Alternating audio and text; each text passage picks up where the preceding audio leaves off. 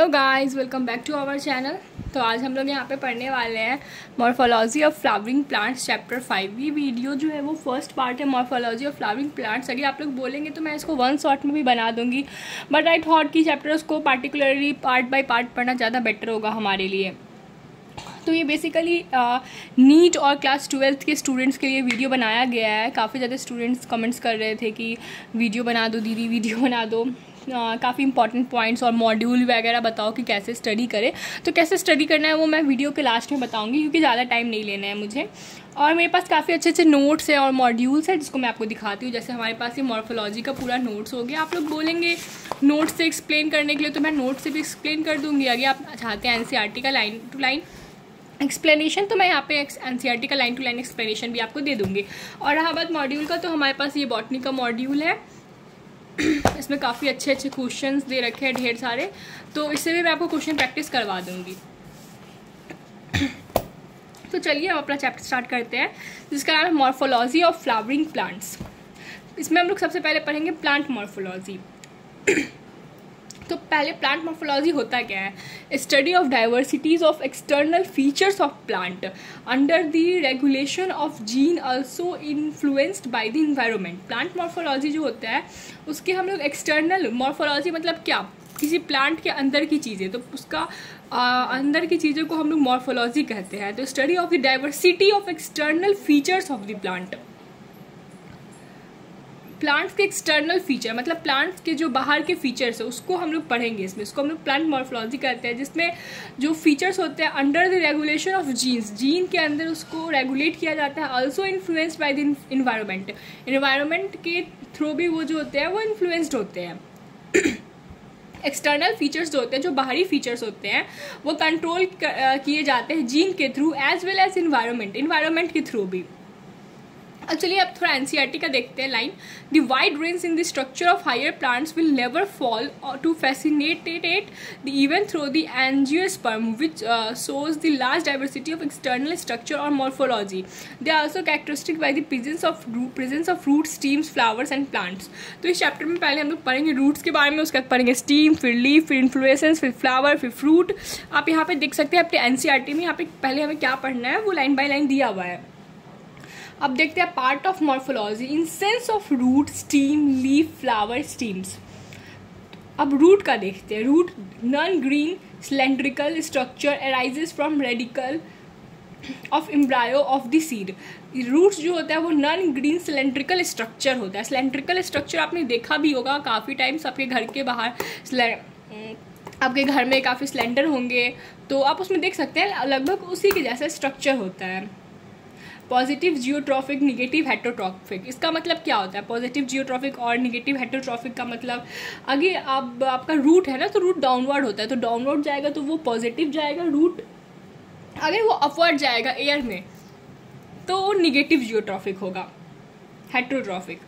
Lack nodes called internode and bud except sweet potato and गिलिब्रिगिया सिसो। अब उसमें लैक ऑफ नोड अगर उसमें होगा तो उसको हम लोग इंटरनोड कहेंगे।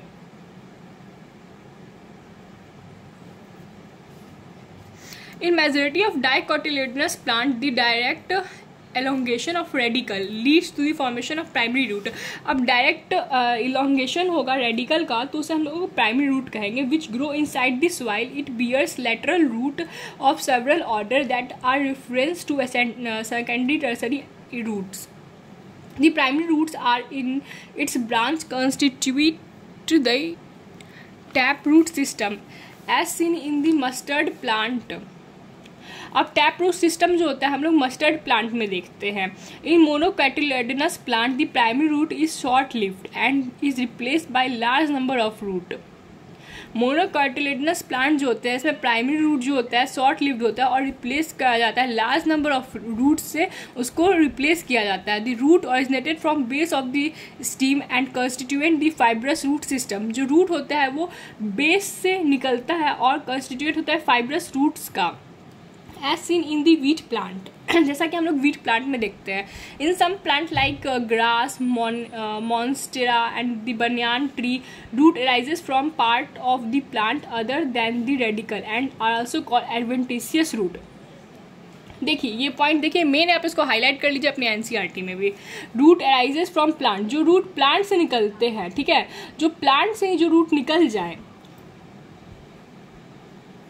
Other than the radicle are called adventitious root. Example 5.2 में इसकी पिक्चर्स दी हुई है।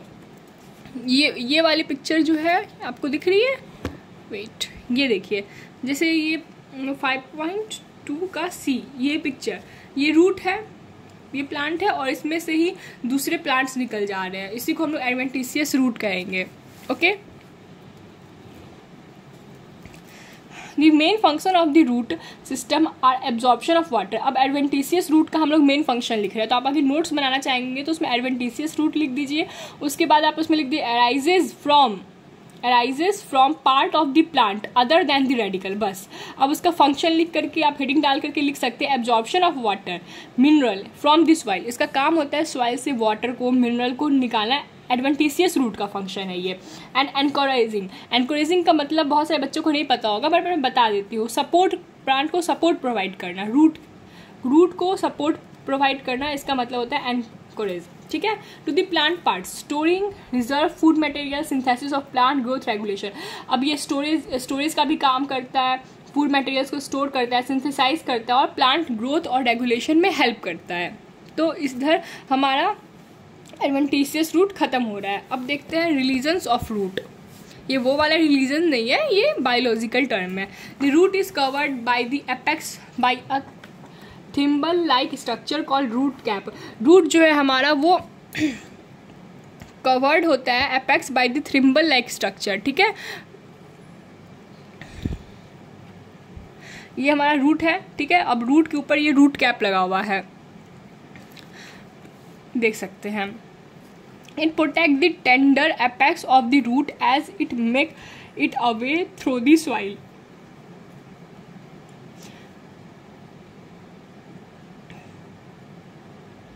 ये जो होता है वो टेंडर एपेक्स को प्रोटेक्ट करता है और इसे दूर ले जाता है सॉइल से, अ फ्यू मिलीमीटर्स अबव, अब कुछ ही दूरी पे।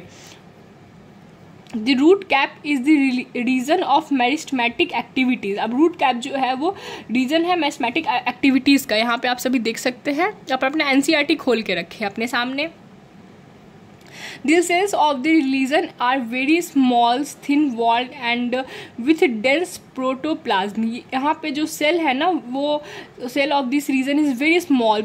यहाँ के जो सेल है देख सकते हैं आप, बहुत छोटे छोटे छोटे छोटे सेल होते हैं, एकदम टिनी स्ट्रक्चर्स होते हैं, थिन होते हैं और डेंस प्रोटोप्लाज्म उसमें भरे होते हैं। दे डिवाइड रैपिडली, ये जो होते हैं बहुत तेज़ी से डिवाइड करते हैं। This cell proximal to this region undergo rapid elongation and enlargement and are responsible for growth of the root in length. ये जो होते हैं वो रैपिड elongation मतलब उसकी लंबाई को बढ़ने में हेल्प करते हैं और enlargement में हेल्प करते हैं, और जो रिस्पॉन्सिबल होते हैं ये growth of the root in length, root के ग्रोथ के लिए ये रिस्पॉन्सिबल होते हैं। The region is called region of elongation, इसी वजह से इसको हम लोग अब रीजन ऑफ इलोंगेशन कहते हैं। देखो यहाँ पे इसका ग्रोथ हो गया, इस वजह से अब इस रीजन को हम लोग कह रहे हैं region of elongation. The cells of the elongation zone gradually differentiated and mature, hence this zone proximal to region of elongation, this is called region of maturation। अब इसको हम लोग region of maturation भी कहते हैं। from this region some of the epidermal cell from very fine and delicate thread like structure called root hair. अब देखिए यहाँ पे कुछ थ्रेड लाइक स्ट्रक्चर हैं, काफ़ी डेलिकेटेड होते हैं, इसे हम लोग रूट हेयर कहते हैं। Root hair absorb water and mineral from soil. अब ये रूट हेयर में वाटर और मिनरल एब्जॉर्ब करते हैं सॉइल से। तो इससे हमारा रीजन ऑफ रूट के टॉपिक कवर हो जाता है। अब बस 9 मिनट लगा है हमें इस टॉपिक को कवर करने में स्टार्टिंग से। अब देखते हैं modification of root. Root in some plant change their shape and structure and become modified to perform function other than the absorption and conditions of water and minerals. They are modified for support, storage of food and respiration. The tap अब जो root होते हैं कुछ plants के, उसके shape structures वो सब जो होते हैं वो मॉडिफाइड हो जाते हैं परफॉर्म करने के लिए, कुछ फंक्शंस को परफॉर्म करने के लिए, जैसे एब्जॉर्प्शन हो गया, कंडक्शन ऑफ वाटर को इधर से उधर भेजना, मिनरल्स को मॉडिफिकेशन, सपोर्ट के लिए, स्टोरेज के लिए, खाना उसका फूड का स्टोरेज के लिए, इंस्पिरेशन के लिए। अब देखते हैं tap root of the carrot, turnip and adventitious root of sweet potato get swollen and store food. अब एडवेंटेशियस रूट और टैप रूट जो होते हैं वो नीचे से काफ़ी स्वेल हो जाते हैं। क्यों स्वेल होते हैं? तो फूड को स्टोर करने के लिए वो जो होते हैं वो हल्के से स्वेल हो जाते हैं। Can you give some more such examples? क्या हम इस पर कुछ और एग्जाम्पल्स दे सकते हैं? Have you ever wonder what those hanging structure that support a banyan tree are? ये जो हैंगिंग स्ट्रक्चर है वो बनियान ट्री को क्या सपोर्ट दे रहा है? क्या आप सोच सकते हैं? This are called prop root. अब जो ये स्ट्रक्चर है ना वो प्रॉप रूट है। Similarly the stem of maize and sugar cane have supporting root come out and of the lower nodes of the stem. अब इसी तरह मेज के प्लांट से, शुगर केन के प्लांट से जो छोटे छोटे वो लोअर नोट्स होते हैं ना वो निकल जाते हैं। This are called stilt root. In some plant such as rhizophora growing in swampy area. अब राइजोफोरा जो होता है वो स्वैम्पी एरिया में ग्रो कर जाता है। Many roots come out of the ground and grow vertically upward.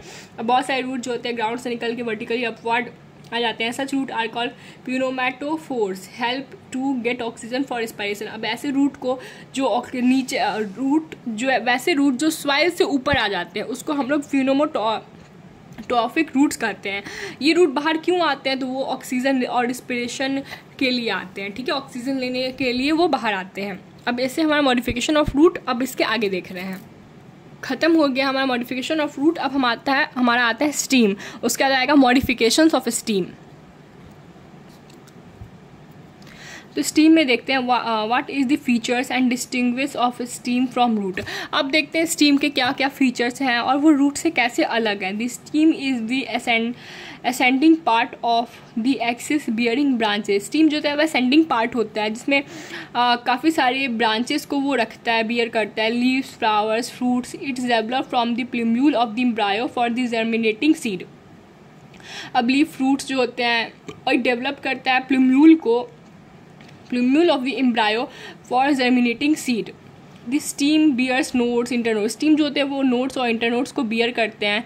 The region of stem which leaves are born are called nodes. जहाँ पे से स्टीम का वो रीजन जहाँ से लीफ निकलता है उसको हम लोग नोड कहते हैं। Will internode are the portion between two nodes. अब इंटरनोड क्या है? तो इंटरनोड वो पोर्शन है जहाँ से स्टीम निकलता है, जहाँ से लीव्स निकलता है।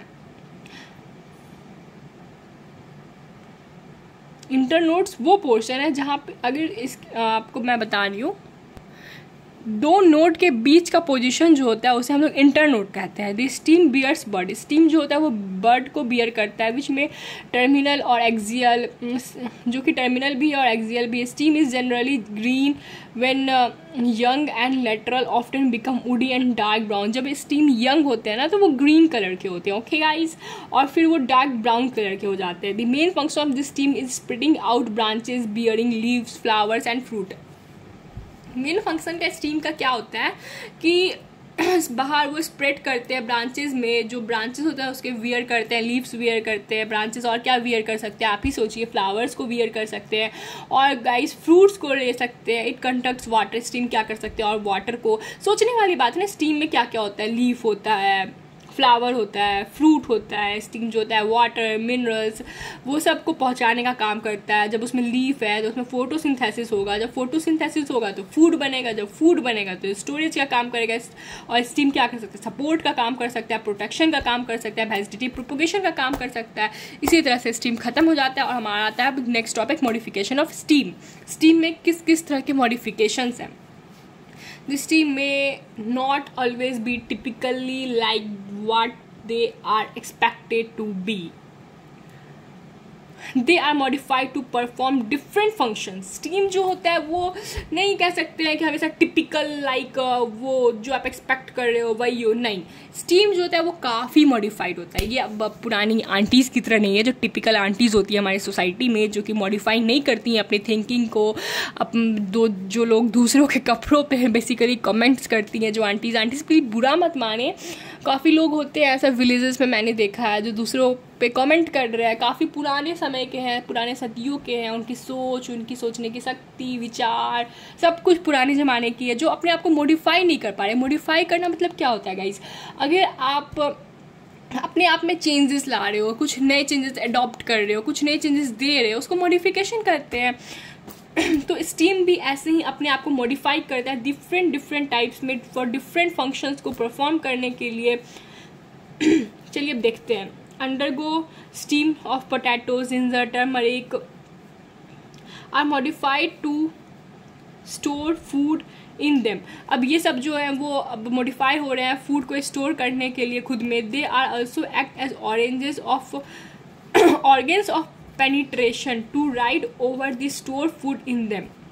अब ये ऑर्गन ऑफ पेनिट्रेशन भी बन जा रहे हैं फूड को अपने अंदर रखने के लिए। They also act as organ penetration to ride over condition unfavourable for growth in stem for growth. अभी जो पेनिट्रेट कर रहे हैं अनफेवरेबल कंडीशन में अपने ग्रोथ के लिए। Stem tendrils which develop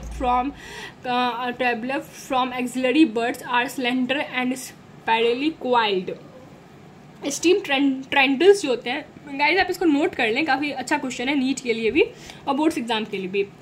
steam tendrils जो होते हैं जो डेवलप्ड करते हैं अपने एक्सिलरी बर्ड से वो स्लेंडर होते हैं और स्पाइरली क्वाइल्ड होते हैं, काफ़ी क्वाइल्ड होते हैं। Help plant to climb, coiled होते हैं ना, तो वो प्लांट को क्लिम करने में, मतलब प्लांट से लटकने में हेल्प करते हैं। Such as in ground cucumber, pumpkins, watermelons and grapevines. Auxiliary birds of steams may also get modified into woody, straight and pointed thorns. अब देखिए ये पॉइंट भी काफ़ी इंपॉर्टेंट है। एक्सिलरी बर्ड्स होते हैं उसके जो स्टीम होते हैं वो भी मॉडिफाइड हो जाते हैं वुडी स्ट्रक्चर में और स्ट्रेट एंड पॉइंटेड थॉर्न्स में। थॉर्न्स मतलब क्या? कांटे जैसा चुभने वाला, उसमें वो मॉडिफाइड हो जाता है। अभी देखिए स्टीम कैसा था, अभी स्पाइरली था, क्यों? क्योंकि उसको क्लिम्बिंग में हेल्प करना था। इसके एग्जांपल जो बच्चे गांव के होंगे ना वो पकड़ लेंगे, कुकुम्बर, पंपकिन के प्लांट देखे होंगे, तो उसमें का जो स्टीम होता है वो काफ़ी मॉडिफाई होकर वो स्पाइरली हो जाता है। बट अभी यहाँ देखिए अब वही स्टीम जो है एक्सिलरी बर्ड्स स्टीम में also get modified into woody, straight and pointed thorns. अब वो वुडी हो गया है और पॉइंटेड हो गया, नोखीला हो गया है। पहले कैसा था? स्पाइरल था। अब देखते हैं वो नोखीला हुआ क्यों है। आपने इसको एक कहानी की तरह पढ़ सकते हैं। थॉर्न्स जो है वो नोखीले हैं, are found in many plant such as citrus, bougainvillea and they protect plant. ये एग्जाम्पल में आप लिख सकते हैं सिट्रस। अब ऐसे ये नोखीले क्यों होते हैं वो देखते हैं। दे protect plant from the browsing animals, most important, they protect plant from the browsing animals. वो जो होते हैं ब्राउजिंग एनिमल्स से वो प्रोटेक्ट करते हैं। Some plants of arid region modify their stem into flattened Opuntia or fleshy cylindrical यूफोबिया structure. They contain chlorophyll and carry out photosynthesis. अब जो है वो फिर मॉडिफाइड हो जा रहे हैं। कैसे हो जा रहे हैं? तो वो फ्लैट स्ट्रक्चर हो जा रहे हैं और काफ़ी फ्लैट एंड फ्लैसी सिलेंड्रिकल हो जा रहे हैं। सिलेंड्रिकल यूफोबिया और फ्लैटेंड ऑप्टिया, ओके, ऑप्यूंटिया। पहले कैसे थे? वो स्पाइरल थे, फिर कैसे हो गए? थॉर्न लाइक हो गए। स्पाइरल थे क्योंकि उनको उसमें अपने सपोर्ट सिस्टम चाहिए था। थॉर्न हो गए ताकि उनको ब्राउजिंग एनिमल्स, इंसेक्ट जो एनिमल होते हैं वो प्लांट्स के लीव्स को ना खा सके, इस वजह से वैसे हो गए। सिलेंड्रिकल हो गए। Underground steam of such plants such as grass and strawberry etc. is separate to a new niche and when older plant dies, new plants are formed. अब जो अंडरग्राउंड स्टीम होते हैं कुछ प्लांट्स में, grasses and strawberry etc. Spread to a new niches एंड वो spread हो जाते हैं न्यू नाइचेंस में। एंड ओल्डर पार्ट जो होता है उसका वो मर जाता है, ख़त्म हो जाता है और उसके बाद उसमें न्यू प्लांट्स जो होते हैं वो पाए जाते हैं। In plants like mint and jasmine, mints और जैस्मिन जैसे प्लांट जो होते हैं as a slender lateral branches arises from base. Slender और लेटरल ब्रांचेस होते हैं जो कि बेस से अराइज होते हैं of the main axis and after growing aerially for some time arch downward to touch the ground. A lateral branch with short internode, and each node bearing a rosette of leaves and a tuft of root is found in aquatic plant like Pistia and Eichhornia. Important है, इसको underline कर लेते हैं. A lateral branch with short internode, एक lateral branch जिसके पास short internode है. Each internode bearing और रॉस्टल ऑफ लीफ, हर इंटरनोड जो बियर करते हैं रॉस्टल्स ऑफ लीफ और टफ ऑफ रूट, वो पाए जाते हैं एक्वेटिक प्लांट में. Found in aquatic plants like Pistia और इचोनेरिया. In banana pineapple and chrysanthemum and the lateral branches originated from the basal and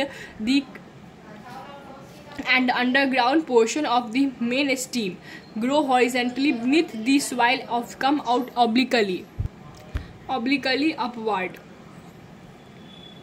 जो हॉरिजॉन्टल होते हैं और ज़मीन के अंदर होते हैं वो बाहर आते हैं obliquely upward, give rise to leafy shoots. उससे जो बाहर आते हैं ना वो और लीफी शूट्स निकलते हैं. तो इस तरह से हमारा steam, modification of steam cover हो गया है. अब आता है हमारा टॉपिक लीफ. तो इसको हम लोग नेक्स्ट पार्ट में रखते हैं इस टॉपिक को, उसके बाद हम लोग आगे बढ़ेंगे. ओके. आगे आपको नोट्स चाहिए होगा इस चैप्टर का, तो मेरे पास पूरे नोट्स भी बने हुए हैं और क्वेश्चंस भी हैं. तो आप लोग जब मुझे बोलिएगा, कमेंट्स करिएगा आगे आपको चाहिए होगा. तो अभी के लिए इस वीडियो को ओवर करते हैं गाइज. अगर आप सभी को पसंद आया वीडियो, ऑफ कोर्स आप लास्ट तक आ गए हैं तो आपको पसंद तो आया ही होगा. ये वीडियो आपके लिए काफ़ी हेल्पफुल रहा होगा. मैंने काफ़ी इंपॉर्टेंट पॉइंट्स को मार्क भी कराए हैं, तो आप लोग उस पॉइंट्स को ज़रूर पढ़ें, ज़रूर देखें. ओके, तो आज के लिए इतना ही. Tata, bye bye, good night.